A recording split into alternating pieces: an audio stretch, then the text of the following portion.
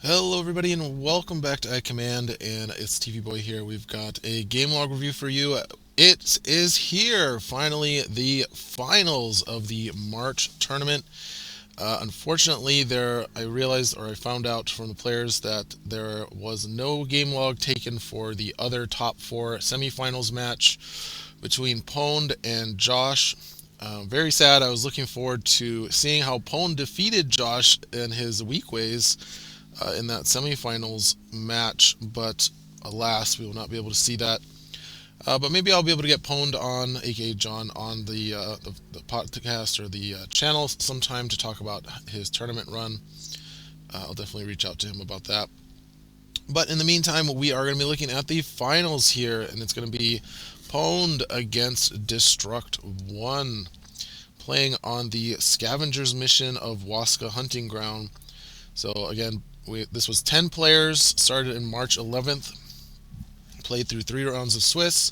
Both players made top four, and then won their semifinals games and are now here playing off in the finals. So we've got Destruct. We've already kind of gone over the list before. We've got Destruct playing Han Solo, Khotun, Cassian, with Jin Odon, and he is packed his list. No skirmish upgrades, only figures. So 9 activations, super efficient. And he's playing against John, aka Pond, who is playing a scum list with the Mandalorian, the Renegade. I believe that's his subtitle. Yep, the Renegade Hunter. And he's also got Bosk. So Mandalorian, Bosk, and Quill. Some Season 8 figures. I know Boss got a redo in Season 8 with increased health and 1 point reduction. And then we've got Quill here, who is also introduced in Season 8. And then to round it out, we've got Onar, and then Fennec, the new figure from Season 9, with Jabba the Hutt, Bib Fortuna, and then he's got Black Market and extra armor. And it looks like Destruct is going to have initiative this round. I don't see Devious Scheme in Pond's list or John's list, so it looks like Destruct did choose to take the blue zone. It's been an interesting development on Waska Hunting Grounds. It seemed like the red zone was doing better for people to start with, but it seems like there's been a shift to switch to the blue zone as people are starting to play more sniper lists. There is definitely a weakness with the red zone where the blue zone with enough movement points can send somebody to here or here and take a long range shot into the red deployment zone. So it looks like blue is starting to be more favored as blue is much more secure against enemy attacks round one, and red has to deal with being sniped. So that leaves John in the unenvious position of being in the red zone with a much shorter range list. We've got Mandalorian and Bosk. He does have Fennec, who's a pretty good sniper, but doesn't really compare to what Destruct has going on because he's got Bodhi along with Cassian and Khotun and Han. So Han can reach astronomical ranges with fire support from Khotun and Bodhi and Cassian, which is kind of what this list is about. Very strong synergy list. It's a list that we saw even before Bodhi came around. It was very strong. And now with Bodhi contributing another aspect to the list, another dimension with the added accuracy, as well as being a great figure to feed to Cassian. It will be all right to give Cassian that bonus attack, usually once per mission, but you can do it as many times as you want during his activation, or excuse me, as during the mission, but once during activation. So this is interesting. I've been really looking forward to seeing this. I think John's list is a list that I would have expected to see in older map rotations. But on the current map rotation, it seems like there's a bit of a liability here with he doesn't have a ton of mobility other than Quill, which is not, by the way, he's not using Beast Tamer. I don't see Beast Tamer in his list, so Quill is just going to be, moving his regular mounted 3 plus 2, so 5 movement for Quill. No Beast Tamer there. So opted to spend the points on extra armor instead. And so we see 2 block tokens on Bosk, 2 on Onar, and then Mandalorian gets 2 block tokens from his own ability, the Beskar armor. So this will be interesting. Also, not only is this a very large map, relatively, they're playing on the Scavengers mission, which means that all of this blue difficult terrain is going to be difficult terrain. It's not the strain one where you can move through it freely, but you take a strain.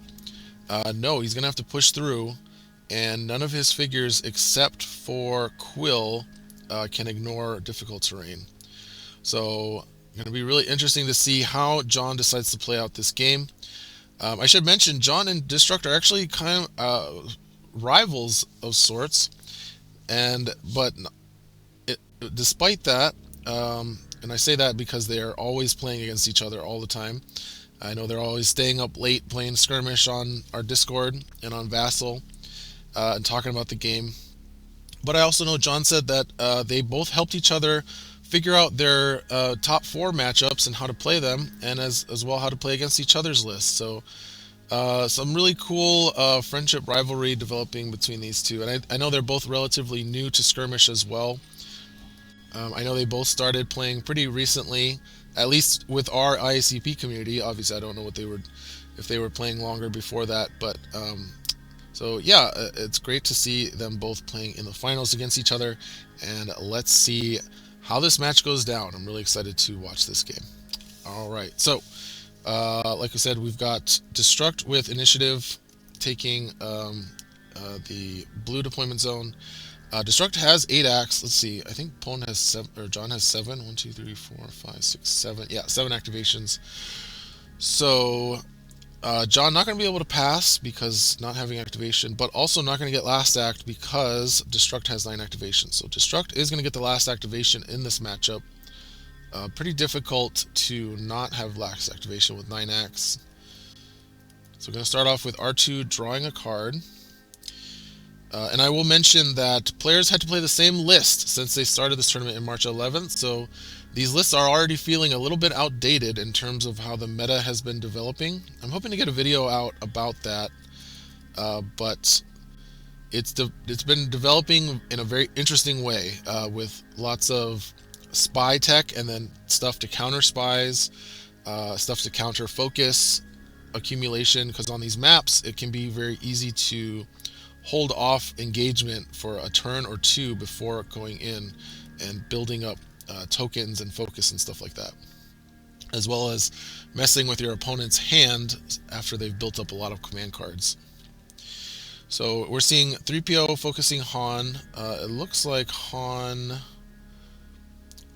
moved up with Cassian via Strike Force, or Strike Team I should say. We saw Bib focused Mando, and then Fennec is moving to the bottom left door. Ooh, there's a negation being played. Was this a planning? It looks like... Okay, interesting. So Cassian tried to play planning, and John decided to use his negation on that, which is really interesting because John has initiative going into the next round. So kind of gives us an insight into what his plan is, that maybe he's not thinking that the initiative is going to be super valuable to him next round. That does free up Cassian to move, wow, all the way out there. Now that is an interesting positioning. I have not seen this. I have not seen that used before, but I think that is actually quite safe. Because if we look, let's see, I don't think you can draw line of sight. Nope, not from there. And not from the... Ooh, that is a good spot. I have not seen that used. I think you would have to be... Let's see. I mean, it's not totally safe.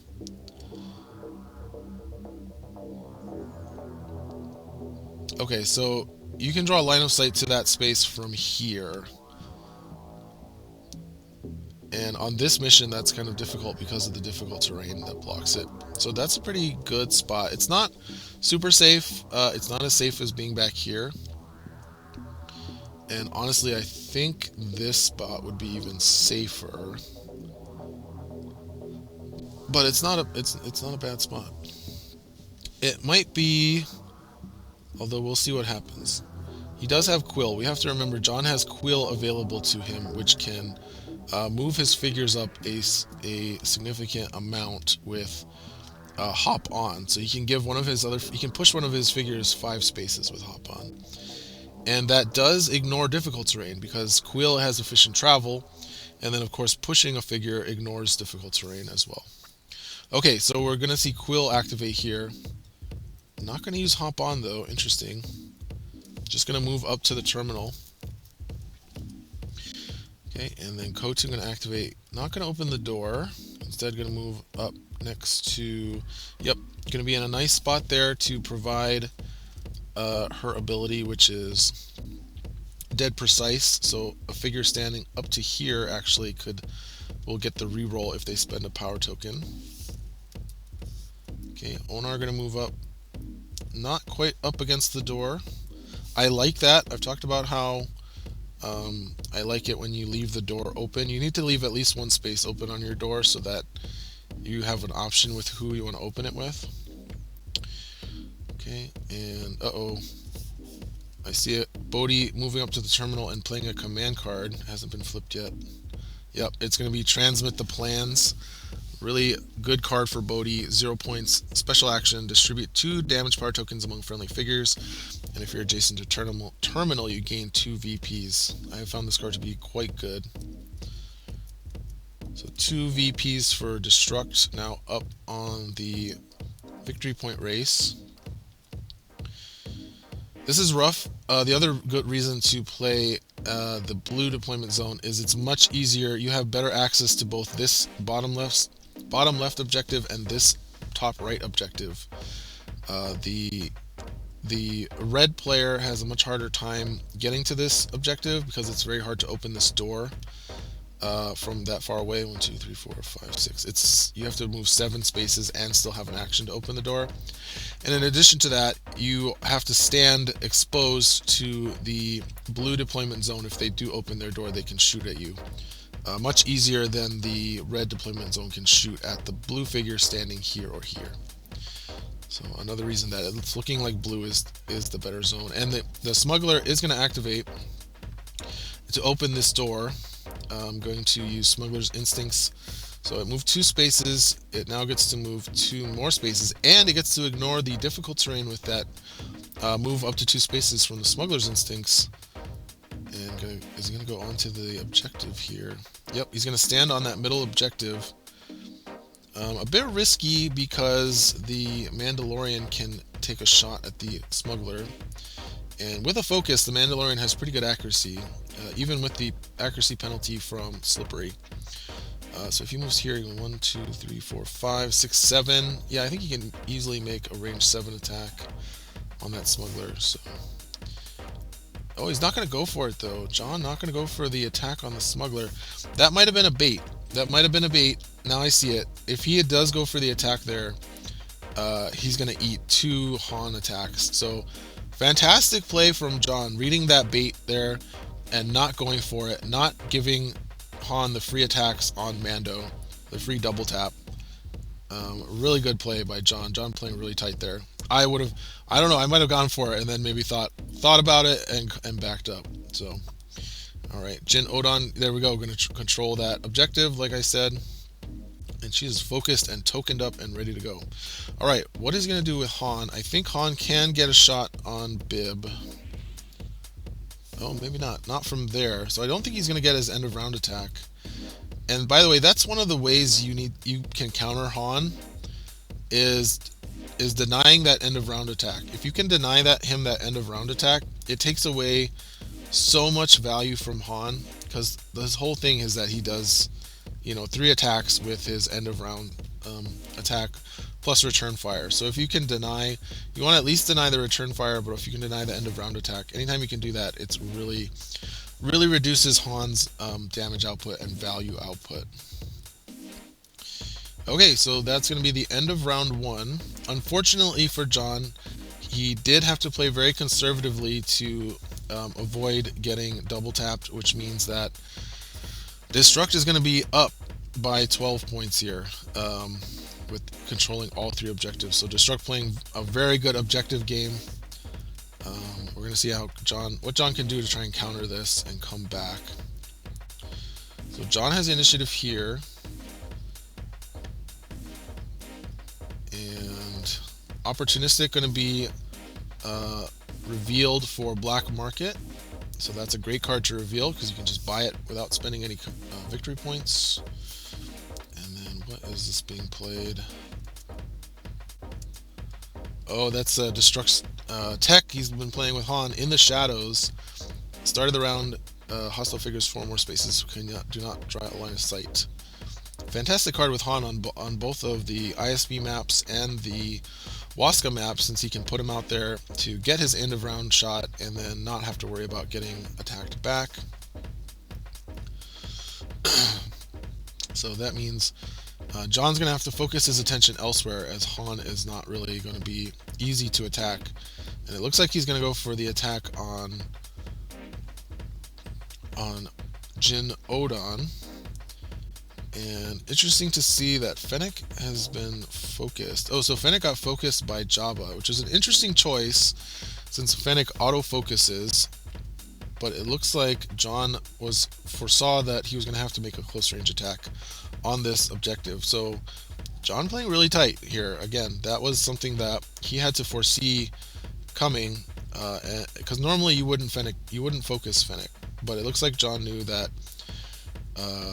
Destruct was going to send somebody down to this objective, and that Fennec was going to be the one who was going to have to defend it. So he did focus Fennec, and there's door there, so that blocked Jin Odon's hair trigger. Jin going to spend the evade token, which gives her an extra block from cunning, but is going to blank out, and oh my goodness, is it going to take her out? 1, 2, 3, 4, 5, 6, 7, pierce 1. I think he's 1 damage short, which means that he can get the kill with Bib, though. And oh, he's going to play Assassinate? No.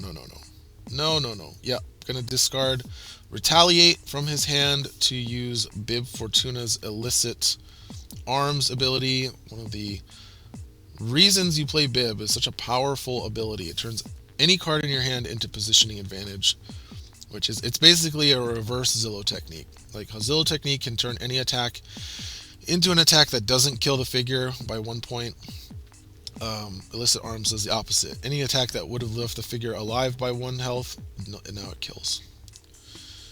So it gets the kill, 1-shot kill on Jin Odon there. The focus absolutely paid off. And John's going to go up 5 points, plus 1 for Jabba. I don't know why they're highlighting that space.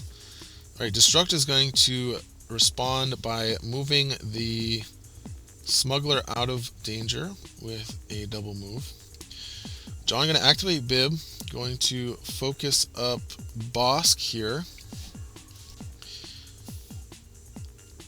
So great start for John here in round 2.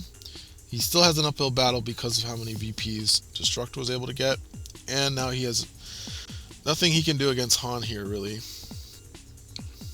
Okay, 3PO going to focus up Cassian. Jabba's going to draw a card and focus up Onar. Gideon's going to move Bodhi forward, out of the way, and then focus up Kotum. So everybody's getting focused up here. Quill going to activate, going to open the door, and going to block line of sight. Controls the cache, and blocks line of sight pretty nicely. So that is one of the great things you can do with Quill, is just use him as a line of sight blocker, because he's so cheap, 3 points, and he has 8 health, and he's also now controlling this objective in the middle, and that's going to give Han a hard time to get to him, while also opening up the way for Bosk and possibly even Onar to come out and start swinging.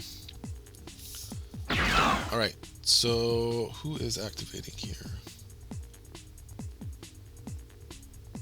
I have no idea. Somebody is attacking. Oh, is this Han attacking? Yeah, this must be Han attacking Quill, who plays Iron Will. Oh man, that is a big value Iron Will, especially since Quill has no defense dice, so Quill's one of the best players of Iron Will as a Guardian. By the way, you might be asking, why is Quill a Guardian? Well, he guards that desert or whatever in this show, right? Doesn't he guard where they found Baby Yoda? He like guards that area. That's why he's a Guardian. Anyway, 3 damage to Quill off of that focused power tokened attack from Han. Han's gonna move back. Needs to get rid of those tokens. Yes, he did. I'm pretty sure he spent that token. I don't know what the +1 damage was from. Boss gonna move up to Destruct's top door. That is a risky play to do so early in the round, because now we see Kotun and Cassian have yet to activate. Alright, Onar gonna join Bosk though, gonna provide some get down. Oh, he used Rush. Does he have To the Limit? He has To the Limit! Wow, this was a good play actually. So he rushed R2, gets R2 out of the way, plays To the Limit, and because of that, he is able to now attack off of Rush. Focused attack into Kotun. And we know he's got Assassinate. And he can use it, because To the Limit doesn't count as playing a card during your attack. It's before you attack. Oh, wow. I mean, 3PO's there. He doesn't have the surges. 1, 2, 3, 4, 5, 6. Oh, I think he's 2 damage short, which is rough because he can't assassinate. Otherwise, he could assassinate and elicit arms. Is there anything else he can do there? That evade was killer. If she had gotten a block instead, she'd be dead. Okay, just going to do the 6 damage. Not going to use the assassinate or bib here. That could have easily killed Kotun. That was a really good play. Kotun is going to activate. Oh, interesting. Going to spend Bodhi's power token with squad cohesion. This is an ability I think a lot of people forget. I forget to use it when I use Kotun, that you can use other figures' power tokens. So great use of it there, taking the token off of Bodhi. And this is on Boss, it looks like. So Boss spent a power token, and he's going to have Get Down as well. So re-rolled the blue. I think she's done re-rolling. So that's 8 damage on the dice. Gonna use Get Down, I'm assuming. Yep. Onar uses Get Down to add another block. So it's gonna be 4 blocks. So 4 damage into Bosk. Oh, 5 damage. 5 damage? Oh, not gonna use Get Down. Okay, interesting. Gonna save Get Down. Possibly for Cassian's attack. And Cassian's probably gonna attack twice. Okay. Mando. Double moves. Up to Han for the. Give me Han that end of round. I'm not sure about that. He could have moved Mando here and been controlling that objective and not given Han that end of round attack. But let's see how it plays out. Maybe he has a plan. All right, Cassian now attacking Onar. Or not Onar, excuse me, attacking Bosk, who spends the block token. I do love extra armor with Bosk. That +1 block. Anytime you have +1 block, it works so well with extra armor, just because of how it interacts against Pierce. Sometimes block tokens are not good because they just get eaten up by Pierce 2 or something. But when you have that extra +1 block, it kind of ensures that that block token is going to actually generate value and not just get eaten up by Pierce X. It doesn't matter here because Cassian doesn't have Pierce, but it's just why I think it's so good together. Okay, that Get Down is not going to affect these surges, so might as well use it to add a block. So Cassian spends one of the surges to gain 2 block power tokens. It's so funny, I remember Cassian, like, people were saying, oh, he feels kind of weak in Season 5, and our answer was, give him surge to gain 2 damage power tokens, and now it almost feels unnecessary. But I do like that we did that, and we didn't just, like, increase his base damage output. Okay, so Get Down is being applied by Onar to this attack. So 1, 2, 3, 4, 5, 6, 7, 8 damage minus 5 blocks. So that's going to be 3 damage to Bosk. And I think we're going to see, yep, we're going to see Bodhi get sacrificed here. And we're going to try and finish off Bosk. I wonder if he should have saved that get down for this attack, because now he would have stopped 2 damage with it. But and Bosk has 12 health now, so he's got to do 4 damage against 3 blocks. 1, 2, 3, 4. He's got so many power tokens. 6. Oh, he's only doing 3 damage. I think he's only doing 3. He re-rolled. He didn't get it. Bosk lives. Bosk lives. Holy crap. That's the end of the round. Okay, and Quill is still alive too. The tables have turned. John is controlling all 3 objectives. He has forced Destruct into a retreat and is now controlling all 3 objectives. Going to get 12 points. Bosk is alive. If John can pull off a take initiative here to activate Bosk, this will be big. Bosk recovers 2 damage with, what's it called? Regenerate.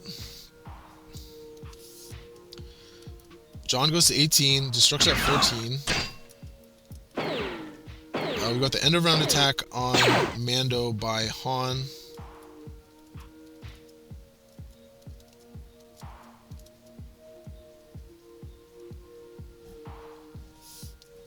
Unfocused, but with a power token.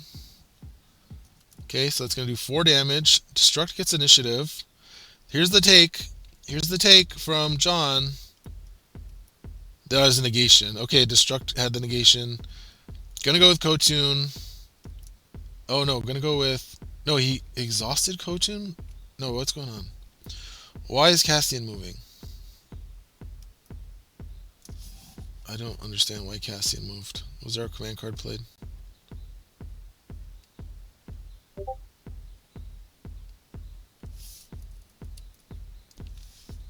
Okay, well...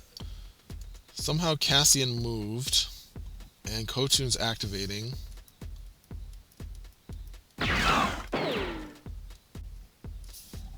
Yo, why did Cassian move?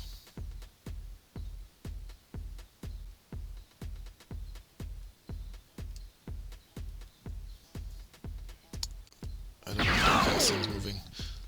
If somebody can figure out why Cassian is moving during Kotun's activation, because Kotun doesn't move, folks. Alright, well, we're going to see. I think Bosk is going to go down here. But that was another attack that didn't go into Onar, at least. Okay, Mando's going to activate. Going to go for the flamethrower here on Cassian. He's just ignoring Han, which I think makes sense.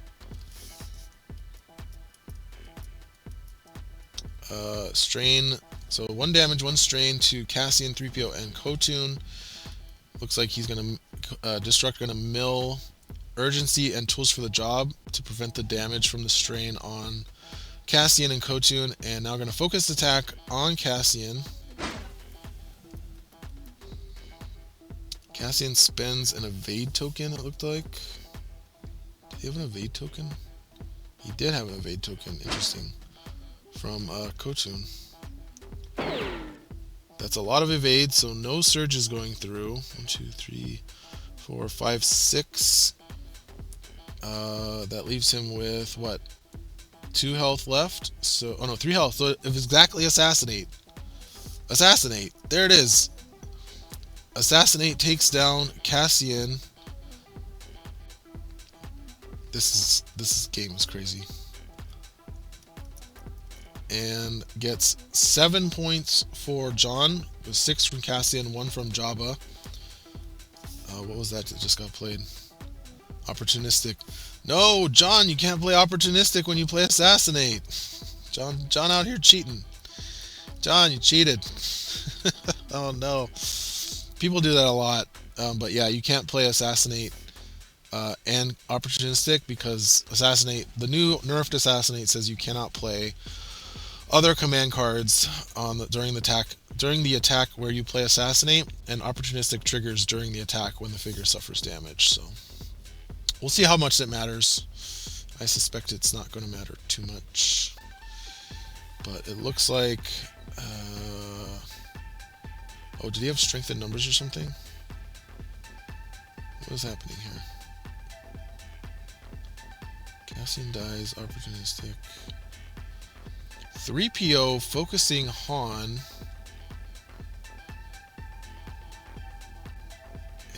Interesting.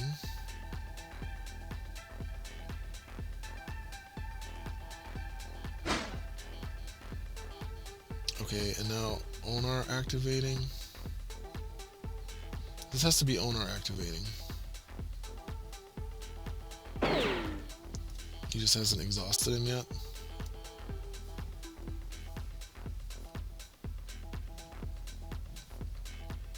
I'm not sure if this is Onar's activation or if I'm missing a command card or something. But it looks like Onar activated and attacked, and Khotun spent an evade token. This is an interesting strategy we had Destruct. Going for these evade tokens instead of block tokens, and then getting double evade with 3PO to make sure that no surges get through. It actually seems to be pretty effective. It's stopping 2 damage. Okay, John discarding, planning to add +1 damage because... Does that kill Khotun? Khotun has 11 health. I think he's still 1 short. Oh, did he play Heightened? Oh, he had Heightened for the kill. The Exacxies on Khotun. And that's why Bib is so strong. We've seen he's able to fix the math, so to speak, so that you get the exact damage you need when you need it. John gonna go to 38 points. Man, it's close. Job of giving him those extra VPs. Is this the last round? This seems like they're doing a post-game breakdown. Han has not activated yet. It looks like they're doing some kind of post-game breakdown. I think that means this is it. I think Destruct is conceded here. Yeah, this looks like they're doing some kind of breakdown. And that's the end of the log file, and John gets the win. And John is our March tournament champion, and I know he got his dice in the mail already. So thanks everybody for watching. That was a crazy game. Really tight play by John there, I think. That play with Quill moving up to block line of sight, and then having Bosk and Onar coming up here. John actually used Bosk as his bait, got Destruct to open his door, and that left the door open for Onar to rush in and to the limit attack Khotun. That was fantastic. Some very good play by both players, very impressive, and I'm glad to see we got some more interest. By the way, April tournament has started. There are 16 players in the tournament. It boggles my mind to have a tournament with that many players in this day and age. I think that bodes really well for what we're doing with IACP. I think it shows we are growing and we're finally on track with how we're doing our organized online play. And I hope to see more of you playing Skirmish online. I saw a lot of new faces, new names in the tournament list for April, and it's fantastic. And I hope this channel is contributing to that some as well. And I want to thank everybody who played in the March tournament, everybody who's playing in the April tournament as well. It's really great to see you guys enjoying Skirmish still and keeping the Imperial Assault game alive. Thanks everybody for watching, and we will catch you next time.